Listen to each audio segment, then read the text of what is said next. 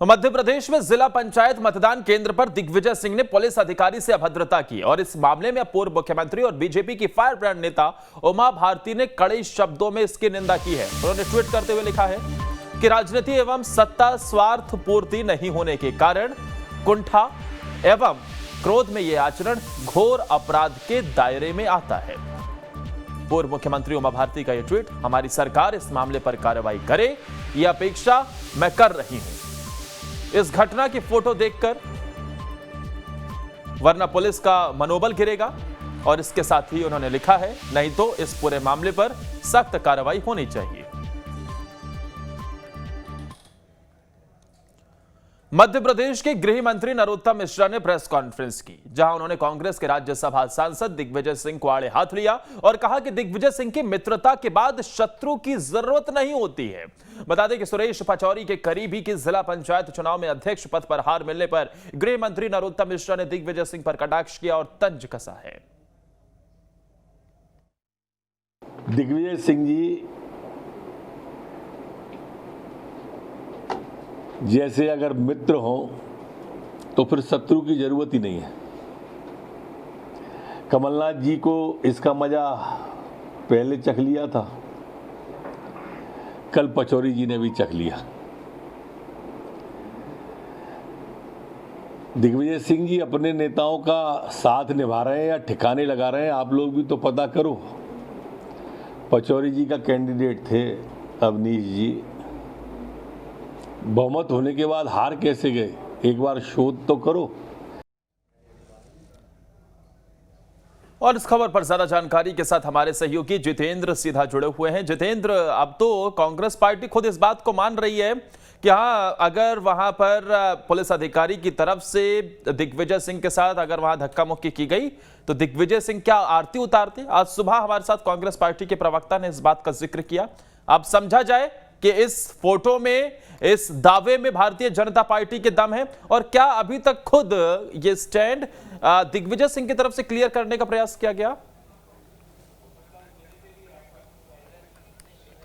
बिल्कुल, देखिए दिग्विजय सिंह ने इस पूरे मामले पर एक ट्वीट किया है। उस ट्वीट के माध्यम से उन्होंने ये भी कहा है कि कल जिस प्रकार से जो वारदात हुई है, जिस प्रकार से जो घटना हुई है, उसमें अगर किसी पुलिसकर्मी को किसी प्रकार की परेशानी हुई है उस दौरान जब झूमा झटकी हुई थी, तो वो खेद व्यक्त करते हैं। तो यहाँ पर दिग्विजय सिंह ने खुद इस पूरे मामले में खेद भी व्यक्त किया है और उन्होंने ये भी कहा है कि अगर कल जो मामला हुआ था, अगर उसमें किसी प्रकार से ऐसा लगता है कि झूमा झटकी में किसी प्रकार से किसी को कोई आहत हुआ है पुलिसकर्मी, तो उस मामले में खेद व्यक्त करते हैं। लेकिन देखिए, जो पूरा वाक्य था वो कल सबके सामने ही था कि किस प्रकार से वहाँ पर जब जिला पंचायत अध्यक्ष का जो फैसला था वो होने वाला था, और उसके पहले जिस प्रकार से जो मंत्री थे और विधायक थे वो अपने जो समर्थक होते हैं, सदस्य होते हैं, उन्हें लेकर आए थे और जिला पंचायत भवन के अंदर वो लेकर गए थे। उसको लेकर कहीं ना कहीं वहां पर जो विरोध के स्वर थे वो देखने को मिल रहे थे। कांग्रेस मंत्री भूपेंद्र सिंह के वाहन को अंदर जाने नहीं देना चाहती थी। रामेश्वर शर्मा एक सदस्य को लेकर अंदर पहुंच चुके थे, जिसको कहीं ना कहीं बाहर निकालने के लिए दिग्विजय सिंह आगे बढ़े थे। उस दौरान पुलिस ने उन्हें पीछे किया था, तो उस दौरान जो झूमा झटकी थी वो लगातार चल रही थी। इस पूरे मामले को संज्ञान में लेते हुए लगातार हम देख रहे हैं कि अब चूंकि दिग्विजय सिंह ने भी इस पूरे मामले में खेद व्यक्त कर दिया है, लेकिन कहीं ना कहीं इस पूरे मामले में राजनीति होती हुई नजर आ रही है।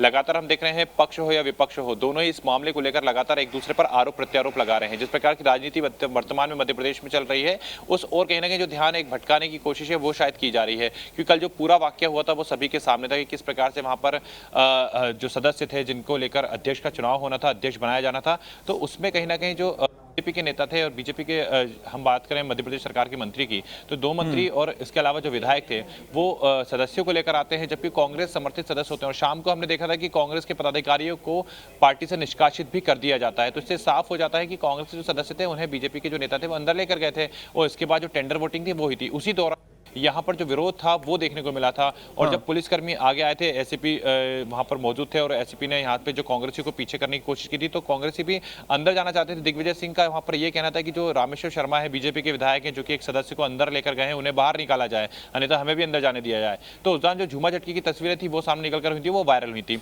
उन तस्वीरों के बाद लगातार ये देखा जा रहा था कि क्योंकि इस पर कई जो कमेंट्स थे वो किए जा रहे थे, उसके बाद कहीं ना कहीं दिग्विजय सिंह ने इस पूरे मामले में ये भी कहा है कि अगर किसी पुलिसकर्मी को कोई प्रकार की आहत, लेकिन जितेंद्र, खेद व्यक्त करने से क्या ये मामला थमता हुआ नजर आएगा?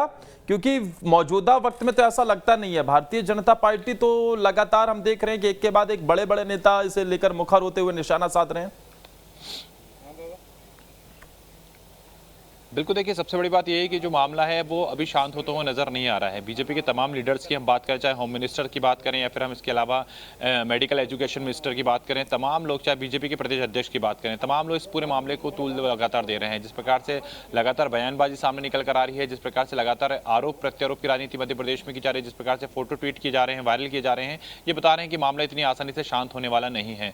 हालांकि कल जिस प्रकार से हमने देखा है कि मध्य प्रदेश में जब जिला पंचायत अध्यक्षों को लेकर जो चुनाव होना था उसमें अध्यक्ष बनाए गए, उसके बाद से कहीं ना कहीं अब जो दिग्विजय सिंह है उनके ऊपर पूरी जो कहानी वाकई सिमट गई है। ऐसे में ये देखना होगा कि जो आरोप प्रत्यारोप की राजनीति चल रही है इस पर विराम कब लगेगा। अच्छा, सुबह हमारे साथ भारतीय जनता पार्टी के प्रवक्ता भी जुड़े थे, वो ये कह रहे थे कि अब इसमें हम एफआईआर भी करवाएंगे। क्या ऐसी कोई स्थिति नजर आ रही है फिलहाल? देखिए, कल ये जो बयान था उसे वो दिया गया था, लेकिन अभी वर्तमान की हम बात करें तो किसी भी प्रकार से एफआईआर की जो बात है वहाँ निकल कर नहीं आ रही है। ना तो बीजेपी की तरफ से कोई डेलीगेशन थानों में गया है एफआईआर दर्ज कराने के लिए, ना ही इस प्रकार से कहीं कोई कार्यक्रम डिसाइड हुआ है। प्रवक्ताओं ने अपने बयान में जरूर कहा है, लेकिन इस प्रकार से जो धरातल पर होना चाहिए कि दिग्विजय सिंह के खिलाफ अगर एफआईआर करवाने जा रहे हैं तो ऐसा कोई भी मामला सामने निकल कर आया नहीं है।